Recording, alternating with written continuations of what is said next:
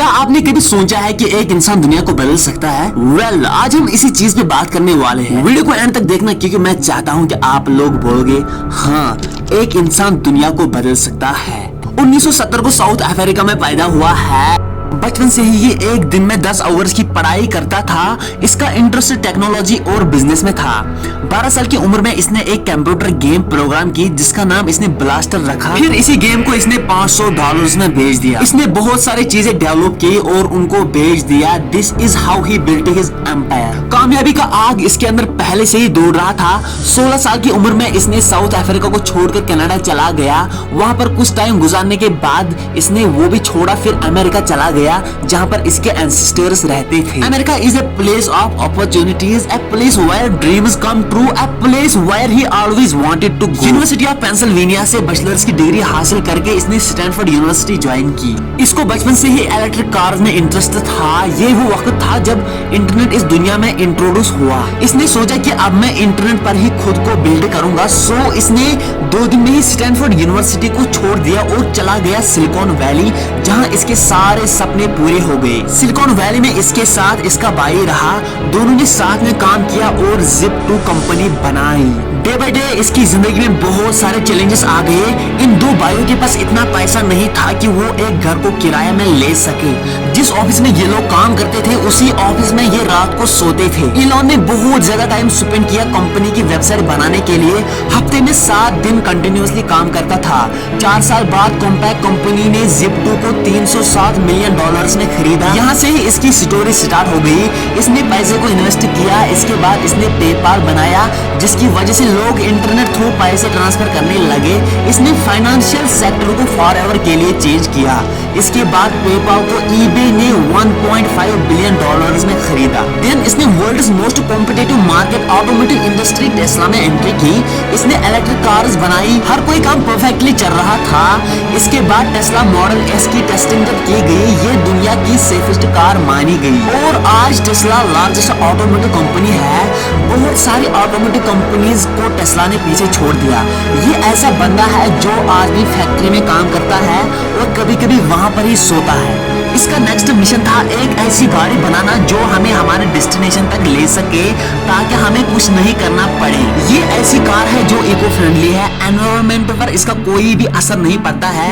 ये 400 माइल तक चल सकती है। जहां भी हम इसको ले जाए वहां ये चल सकती है बिना प्लेनेट को पोल्यूट करे। इतना करने के बाद ये सब कुछ इसके लिए काफी नहीं था। इसने फ्यूचर के बारे में सोचना बंद नहीं किया। ये चीजों को बेटर बनाने के पीछे पड़ा था। इसके बाद इस सितारों तक पहुंचा। असली सितार्स जो रात को चमकते हैं आसमान पर। खुद ये एक सुपरस्टार है। ये ऑलवेज ये क्वेश्चन करता है कि सिर्फ एक ही प्लेनेट में जीना क्यों है जबकि हमारे पास मिलियंस ऑफ प्लेनेट्स है सिर्फ हमारी गैलेक्सी में। इसके बाद इसने स्पेस एक्स बनाया। This is the rise of Elon Musk engineering masterpiece.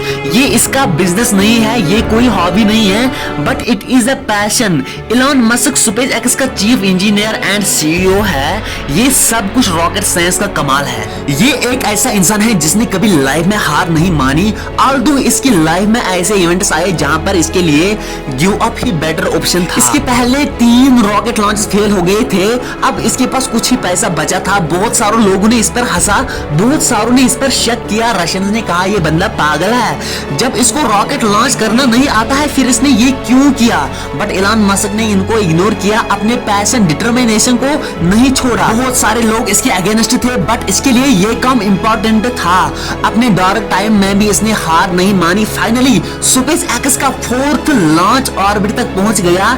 इसके बाद इसने कभी पीछे नहीं देखा। एक डिकेड तक अमेरिका रशियंस की हेल्प लेकर कार्गो और एस्ट्रोनॉट्स को स्पेस तक लेते थे, बट इसने रशियन मोनोपोली को क्रश किया और अमेरिकन एस्ट्रोनॉट्स अमेरिकन रॉकेट्स को खुद ही स्पेस पर भेजने लगा, वो भी अमेरिकन सॉइल से। ये तो अभी शुरुआत है। इसका मिशन इससे भी बड़ा है। इसका मिशन अमेरिका के लिए नहीं है, इसका मिशन और किसी देश के लिए नहीं है, बट इसका मिशन पूरी इंसानियत के लिए है। इसका नेक्स्ट प्लान है मार्स, द रेड प्लेनेट पर लोगों को सेटल करना, मिलियंस ऑफ पीपल को वहां ट्रांसपोर्ट करना।